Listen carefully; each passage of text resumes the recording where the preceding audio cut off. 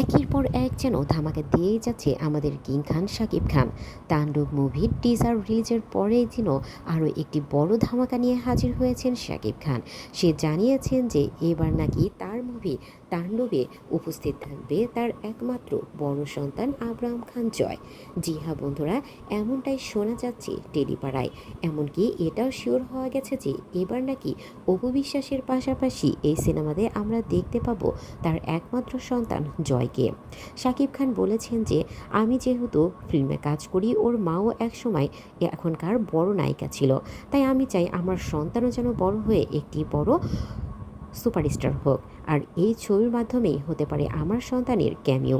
আমার সন্তানকে আমি সবসময় বড় জায়গায় দেখতে চাই। ও এখনও অনেক ছোট, আমি চাই ও পড়াশোনা করুক। এখন যেহেতু ও পড়াশোনা করছে, তাই আমি আর অন্য কিছু এর মধ্যে দেখতে চাই না। তবে অপুর অনেক ইচ্ছা আমার সাথে একটা ছবি করবে আমার সন্তান, তাই আমি অপুকে বাধা দেইনি। আমি একটি ছোট্ট সিনে আমি আমার সন্তানকে এই ছবিতে রেখেছি।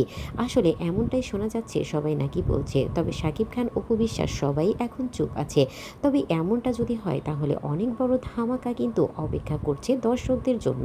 তাণ্ডব এমনিতেই টিজার রিলিজ হওয়ার পরেই কিন্তু ধামাকার পর ধামাকা দিয়ে যাচ্ছে।